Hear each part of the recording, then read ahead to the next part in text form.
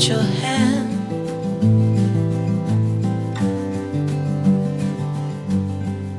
And will you meet me there? Fin décembre, nous sommes partis le temps d'un week-end à la montagne. Il a énormément neigé cette année en décembre dans les Pyrénées. Et les paysages étaient vraiment magnifiques, tous ces sapins saupoudrés de neige à perte de vue.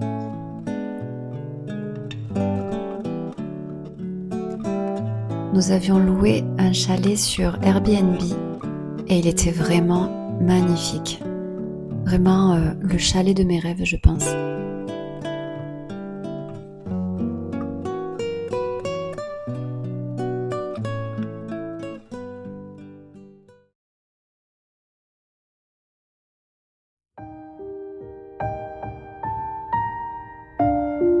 Et puis le mois de janvier est arrivé et nous avons dû dire au revoir à notre jolie petite Wi-Fi.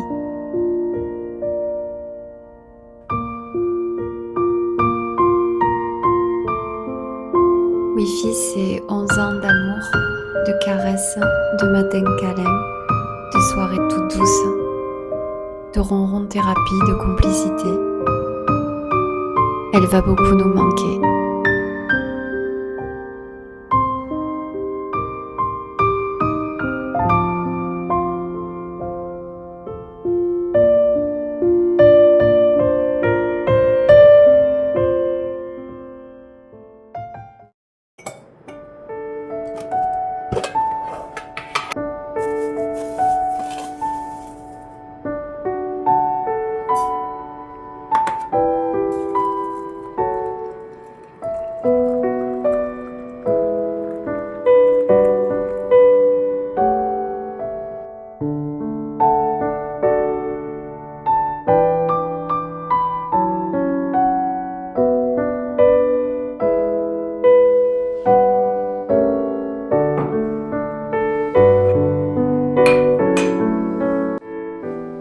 Je commence cette matinée de travail en m'installant à mon bureau pour écrire les cartes de remerciement.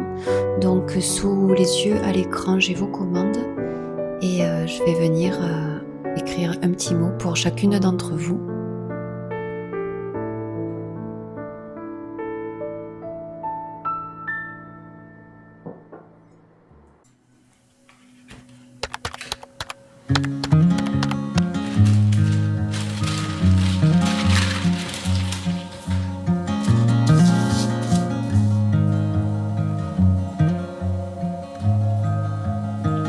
I'll put my light in a bottle,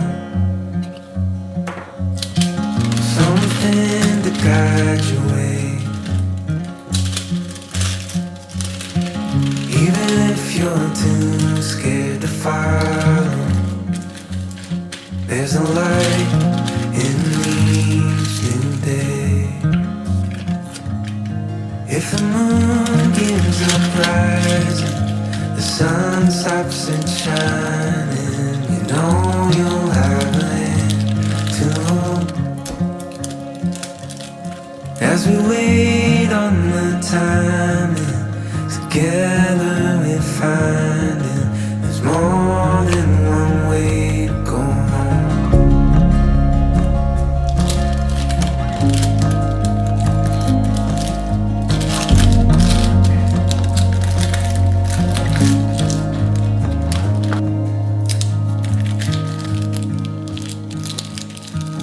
I know you're tired of this path. One up and three below. When you're chasing after what matters, your heart knows where to go. If the moon gives up rising, the sun stops it shining, you know you'll have a hand to hold.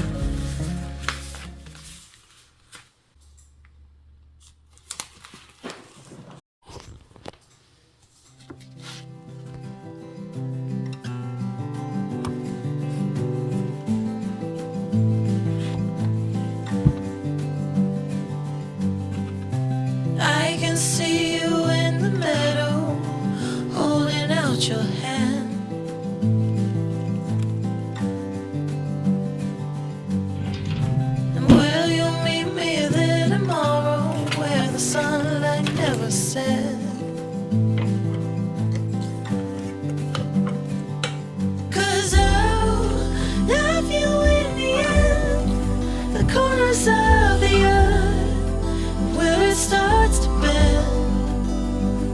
Oh, 'cause I'll love you when it rains, all the shadows and the pain will never be the same.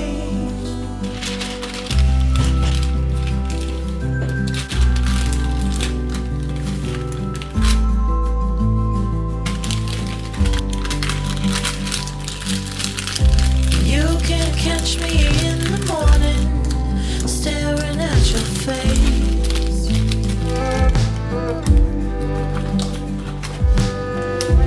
There is nothing in the world that could ever take your place. 'Cause I love you in the end, the corners of the earth where it starts to bend. Oh, 'cause I love you when it rains, all the shadows and the pain will never be the same.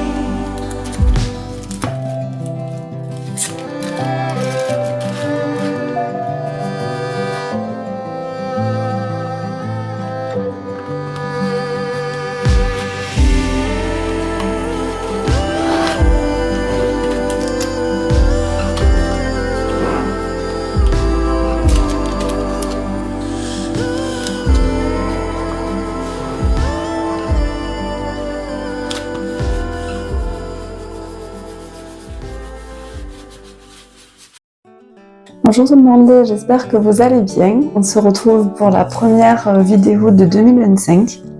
Donc ça fait un moment que j'ai pas pris la caméra et ça fait bizarre. On perd vite l'habitude, je trouve. Donc j'espère que vous allez bien, que ce début d'année pour vous se passe comme vous le voulez.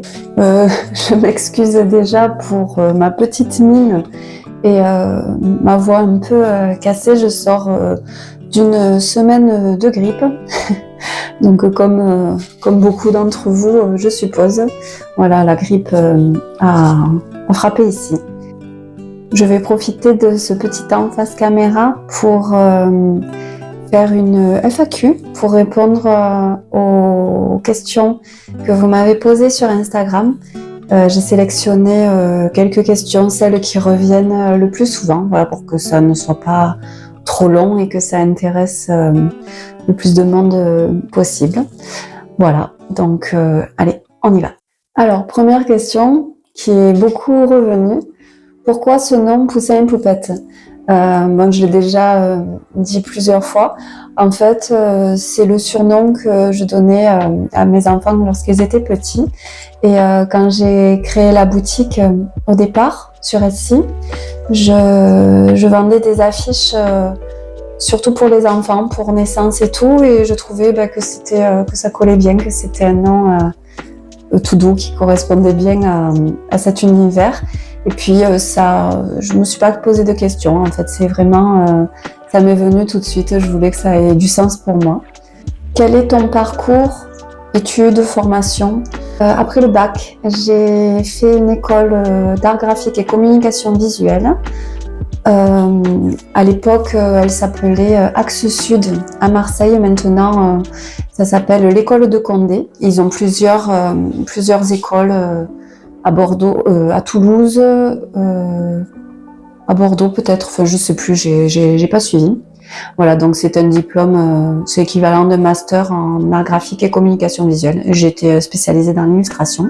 As-tu une autre activité en plus de Poussin et Poupette? Alors oui et non. Donc je n'ai qu'une seule activité, c'est-à-dire que je suis illustratrice. Mais en plus de la boutique, je suis illustratrice pour l'édition jeunesse depuis 2003. Comment trouves-tu ton inspiration? Alors cette question, elle est beaucoup revenue. Je sais pas trop en fait. C'est de tout, de la vie, de tout ce que je vois, ce que j'entends, que ce soit mes lectures, les films que je vais voir. Bon, bien évidemment, vous le voyez sur Poussin et Poupette, la nature, les animaux. Voilà, en fait, c'est difficile à dire, c'est un peu de tout. Quel logiciel utilises-tu pour dessiner? J'utilise principalement Photoshop et Illustrator. Donc, je travaille sur, bon, j'en ai déjà parlé dans un précédent vlog, je travaille sur une Cintiq de Wacom. C'est un très grand écran où je viens dessiner directement dessus. Et ensuite, j'utilise également depuis quelques temps, depuis un an ou deux, je crois, Procreate pour tout ce qui est croquis sur mon iPad Pro que vous voyez derrière, et c'est très pratique parce que c'est nomade. Donc c'est vrai que même l'été en vacances, je le prends, je croque facilement mes idées, c'est très agréable. Et le logiciel Procreate, bien que différent de Photoshop et Illustrator, logiciels sur lesquels j'avais pris vraiment mes marques, se prend très vite en main, c'est vraiment très intuitif, donc vraiment très agréable. Je vous le recommande si vous voulez dessiner. Quel âge as-tu? Donc j'ai 43 ans, bientôt 44. Voilà. Comment trouver des imprimeurs? Alors, vous avez différentes possibilités. Vous avez les imprimeurs que vous pouvez trouver à côté de chez vous. Donc, moi, je vis dans une petite ville et il y en a quand même pas mal. Donc, voilà. Et puis après, vous en avez également en ligne. Ensuite, c'est à vous de tester, de faire vos recherches. Donc, c'est beaucoup de temps passé, d'essais pour trouver les imprimeurs qui conviennent au projet que l'on souhaite mettre en place. D'ailleurs, j'en ai plusieurs en local, en ligne. Il faut tester en fait. Voilà. As-tu prévu de faire des magnettes? Alors oui, c'est quelque chose que j'ai en tête depuis un moment parce que on me le demande souvent. Donc, je cherche. Voilà, comme je viens de vous le dire, avant de pouvoir lancer un produit, il faut faire des tests d'impression, calculer les coûts, si c'est faisable. Donc oui, voilà, peut-être qu'il y aura des magnettes, oui. Oui. As-tu prévu une collection de printemps? Alors, grande question, parce que j'ai dû commencer l'année avec des contrats en édition et je n'ai pas pu commencer aussitôt que j'aurais souhaité pour faire une collection de printemps. Mais si vous avez suivi, l'année dernière, je n'ai pas pu faire de collection d'été et j'ai cette collection en tête depuis un moment. Donc, il y aura sur une collection estivale. Voilà, je la sortirai au mois d'avril, peut-être, voilà, quelque chose par là. Ou un peu plus tard, si je fais une mini collection un peu intemporelle, entre guillemets. Voilà, j'ai un thème que je voulais faire depuis un moment, donc si j'ai le temps, voilà. Parce que une collection de printemps, je la sors début mars normalement. Donc là, je sais qu'on est début février, c'est pour début mars, non. Voilà, ce sera pas possible, mais ça me permettra, voilà, de faire cette collection d'été que je n'ai pas eu le temps de faire l'année dernière. Voilà, on va arrêter là pour les questions. Si vous ne me suivez pas sur Instagram, que vous avez des questions, n'hésitez pas à me les poser en commentaire. Pour compléter cette FAQ, j'y répondrai avec plaisir. Voilà. Bonjour, on se retrouve de nouveau dans l'atelier. On va préparer ensemble des commandes. Donc comme je vous le disais un peu plus tôt dans le vlog, j'ai fait des soldes cette année. J'aurais préféré les faire début janvier, mais j'avais beaucoup de travail à ce moment-là et je savais que je n'aurais pas le temps en fait de mettre en place les soldes sur la boutique et de gérer le surplus de commandes que cela allait entraîner. Du coup, j'ai préféré décaler, les faire à mi-janvier et je les ai laissés jusqu'au début février. Et j'ai également fait un réassort de plusieurs mugs, dont des mugs de la collection So British que vous m'avez énormément réclamé. Donc à l'heure où je fais le montage de cette vidéo, il en reste encore, mais très peu. Donc si ces mugs vous intéressent, je vous invite à aller rapidement sur la boutique. Voilà. Je viens de réceptionner un colis, donc comme vous le voyez, j'ai fait réimprimer les to-do list chats et plantes. Donc c'est une collection permanente sur la boutique. Comme vous voyez, elle est hors saison. Et pour le moment, c'est pas une collection à laquelle je suis prête à dire au revoir. J'y suis encore trop attachée. Donc voilà, comme d'habitude, je viens compter tous les blocs, vérifier si tout est en ordre.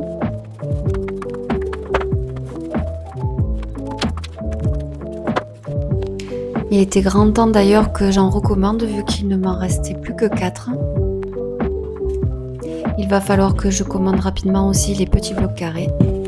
Et puis, le moment le plus satisfaisant, on range bien tout. Bon, d'une main, c'est pas évident, mais j'ai vraiment galéré à mettre mon trépied pour avoir les 2 mains libres. Donc, voilà, ça m'a pris un peu plus de temps, mais j'y suis arrivée.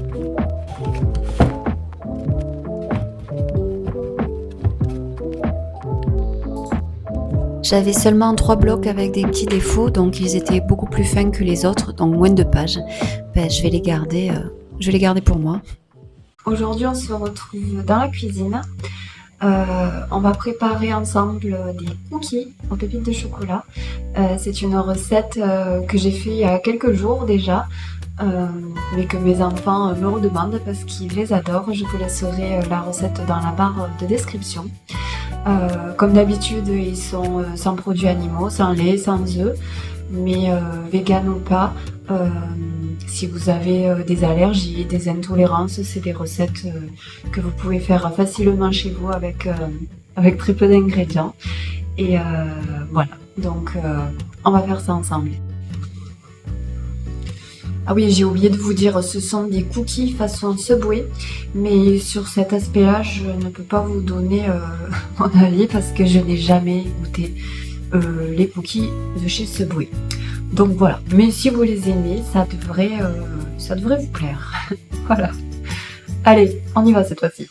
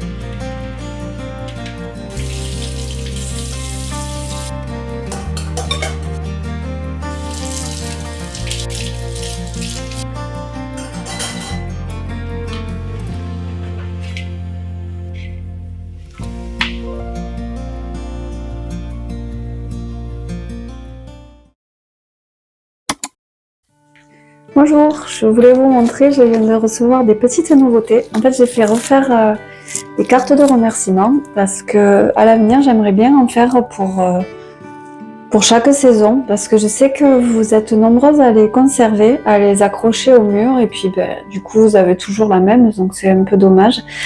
Donc j'en ai fait faire une avec le chat ombrelle Cherry Blossom et ensuite pour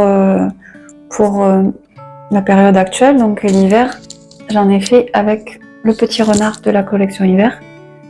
Je vais tourner la caméra pour vous montrer. Donc voici les 2 modèles qu'il y a pour le moment qui viendront remplacer celle-ci que j'avais faite depuis le début, depuis l'ouverture de la boutique. Et j'ai fait refaire les petites cartes de visite également.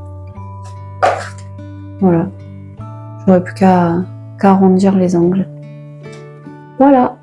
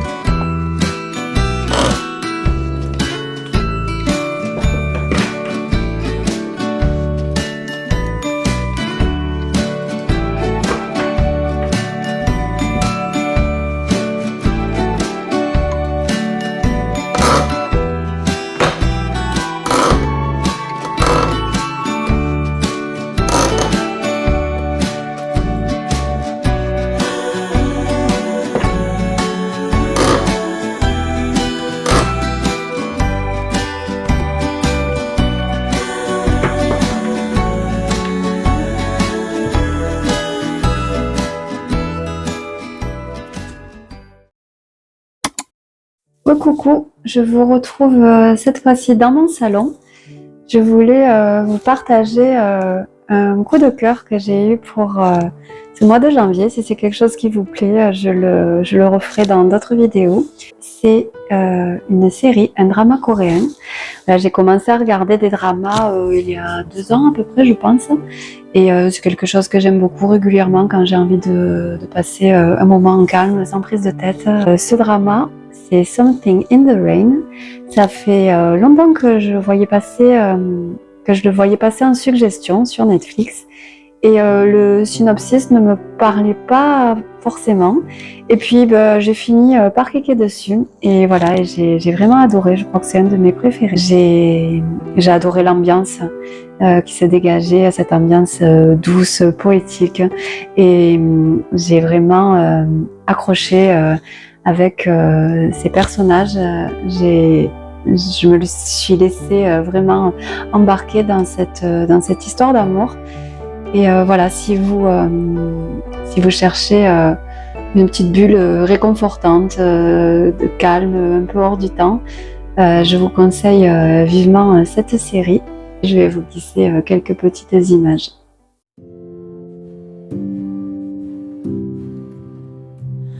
Oh,